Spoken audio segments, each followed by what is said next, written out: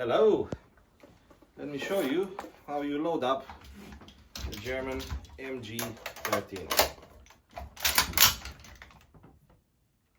Set up the sights, off you go.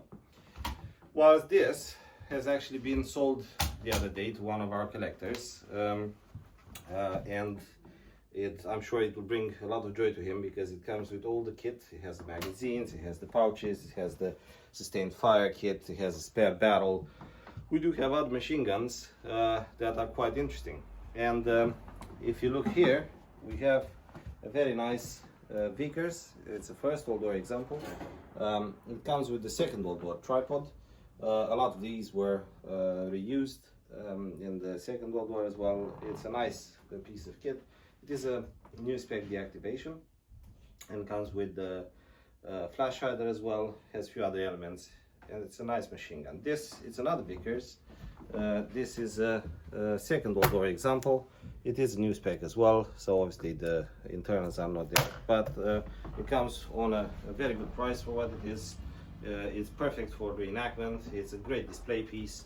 It has some moving elements. You obviously can press the trigger, so it's a really nice piece of kit. Down here we have a Browning 30 caliber, which is actually a nice old spec. This comes with the belt. It's a former airplane machine gun, from what I understood, which has been changed into a vehicle machine gun. Eventually ended up as an infantry piece. It comes with a tripod. You have a belt and the box comes with it. It can be cocked, dry fired. It's a really cool piece of kit, and also it comes with the cover, so you can actually cover it and you can use it for reenactment. Another cool example that I can present to you is this. This is the Second World War 1943 pattern Maxim gun, and this machine gun is actually one of my favorites because you have such a smart system. So this is obviously on wheels. You can move it about quite easily. Yes, it actually has a hole here for a hook, so you could hook it on a tiny vehicle or maybe a motorcycle with a sidecar or something like this. The nice thing about this is that obviously it's an old spec, so you can cock and dry fire. It has some awesome moving parts in it. You can get to the internals and strip it down to a particular point, up to a particular point. So it's quite good. I think this is actually you can still read the date. I think it might be 1944 from what I can see here. It has this awesome system that the 1943 ones seem to have, where you have a trapdoor for pouring water inside the jacket. Obviously it works on the hose system, the old-fashioned hose system as well. You have all the holes here, but you can, let's say you're outside in the snow, you can just chuck some snow inside and cool it down if you have to. So it was quite an awesome piece of kit. It also comes with the box of ammo. It has, well, actually it's the links. The rounds are not here, but obviously you can always get the rounds and attach them there.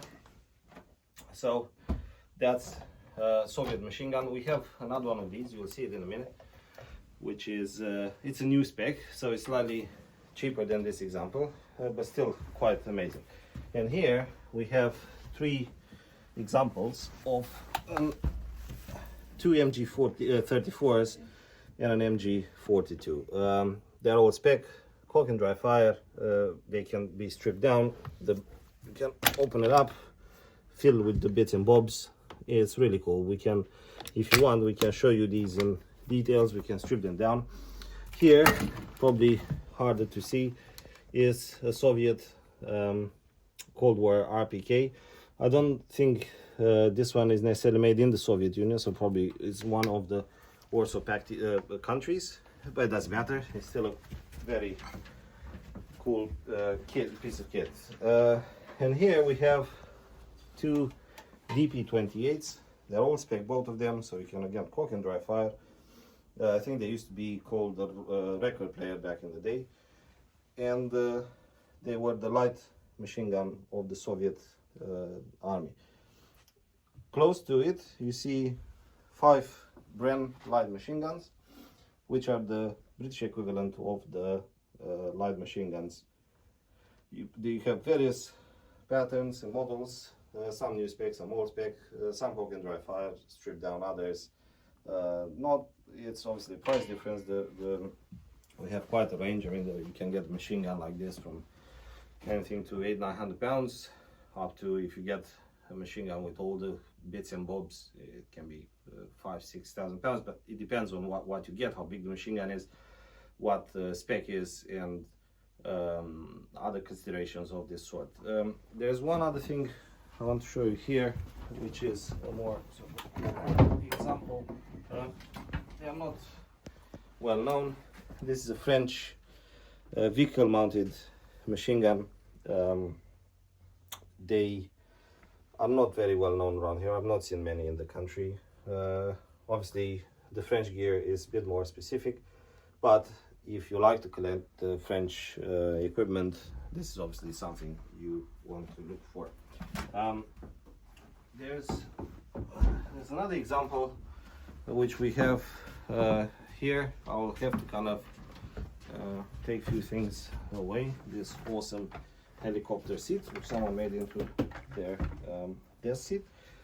We have there a Browning 30 caliber, which is part of probably was part of a dual, either anti-aircraft, probably vehicle mounted anti-aircraft pair. They are quite specific because at the back end here the grip was replaced with a special mount which allows a single trigger to be used for 2 machine guns. This comes actually with a speed loader for belt, which we have somewhere. So it's quite interesting. If you have a vehicle and you want to put a machine gun on it, that's a good example. And we'll go down here again to show you more of the machine guns we have. I mean, don't forget that we have a cool wall of guns. We have all sorts of obsolete and modern calibers. There's quite an array of everything here.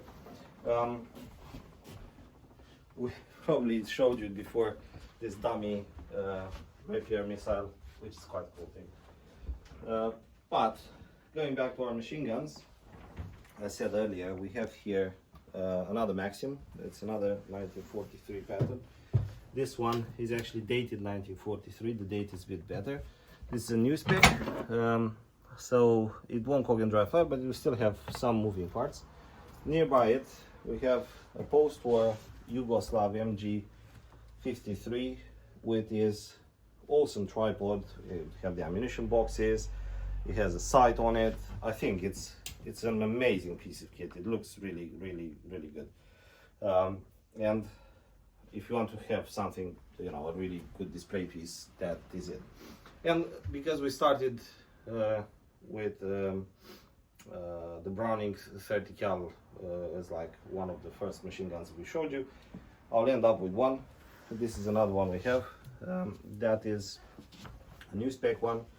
It's obviously infantry vehicle mounted one. This one comes with a tripod. And if you like the American gear, obviously that is something really nice to consider.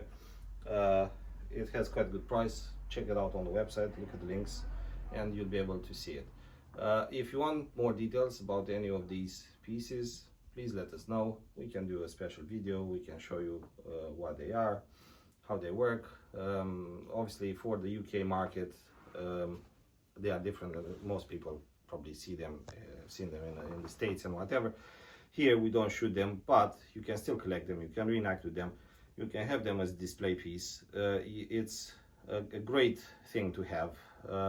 You can still strip it down. You can show it to your friends.